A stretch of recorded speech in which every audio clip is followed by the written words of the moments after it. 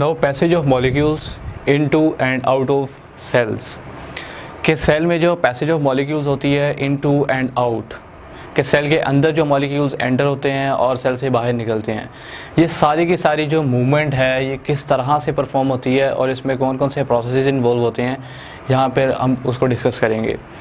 Like अगर हम बात करें सेल मेम्ब्रेन की, तो सेल मेम्ब्रेन जो होती है बेसिकली वो उसमें पोर्स होते हैं।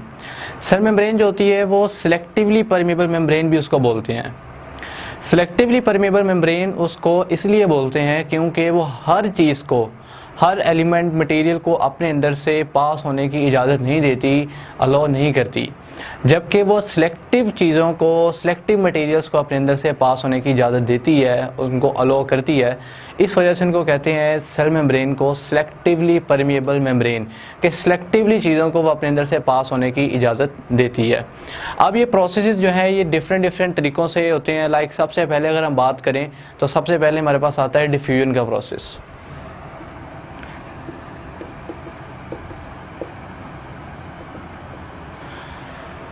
डिफ्यूजन, अब ये डिफ्यूजन की अगर बात करें तो इस लिहाज से कि passage of molecules into and out of cells, तो डिफ्यूजन का इसमें बहुत इंपॉर्टेंट रोल होता है। डिफ्यूजन जो होती है ये मूवमेंट होती है मॉलिक्यूल्स की from the area of higher concentration to the area of lower concentration, के हायर कंसंट्रेशन के एरिया से सब्सटेंसेस जो हैं वो मूव करते हैं लोअर कंसंट्रेशन की तरफ। Higher concentration to lower concentration, कि जहाँ पे सब्सटेंसेस की कंसंट्रेशन लो है वहाँ पे मूवमेंट होती है हायर कंसंट्रेशन से टुवर्ड्स लोअर कंसंट्रेशन, ताकि दोनों सब्सटेंसेस को इक्वलाइज किया जाए, दोनों को मैनेज किया जाए, बैलेंस किया जाए। अब ये होता है डिफ्यूजन। जो डिफ्यूजन का जो प्रोसेस है बेसिकली ये परफॉर्म होता है सेल मेम्ब्रेन के अक्रॉस, और सेल के अंदर भी सारा ये परफॉर्म होता है डिफरेंट रिएक्शंस के ज़रिए।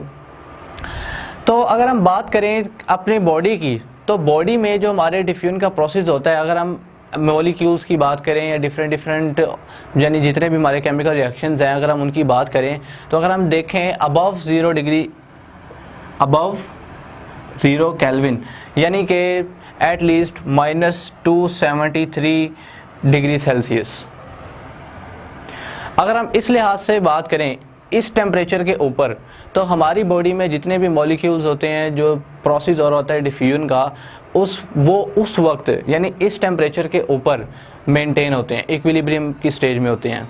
तो इसमें ये होता है कि हायर कंसंट्रेशन से लोअर कंसंट्रेशन की तरफ मूव तो करते हैं, और जो यानी कि अगर हम टेम्परेचर रखें अबव 0 केल्विन यानी कि -273 डिग्री सेल्सियस से, तो इस पे जो है इस सिचुएशन पे मॉलिक्यूल्स इक्विलिब्रियम पे रहते हैं, मेंटेन रहते हैं।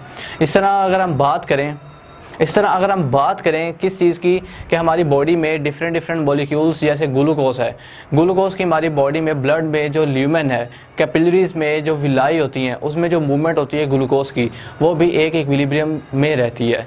सो ये सारा का सारा जो प्रोसेस है ये डिफ्यूजन में आता है। लाइक अगर हम लंग्स की बात करें, गिल्स वगैरह की, जैसे फिशेज हैं उनमें गिल्स होती हैं, हमारे अंदर लंग्स होते हैं, तो हमारे अंदर भी गैसेस एक्सचेंज होता है। तो ये गैसेस एक्सचेंज, जो गैसेस आउट जाती हैं और इनटू जाती हैं, ये भी सारा का सारा प्रोसेस जो है ये परफॉर्म होता है डिफ्यूजन के ज़रिए। तो डिफ्यूजन का जो रोल है वो बहुत ही इंपॉर्टेंट है, और इसको दूसरा नाम दिया जाता है पैसिव ट्रांसपोर्ट का।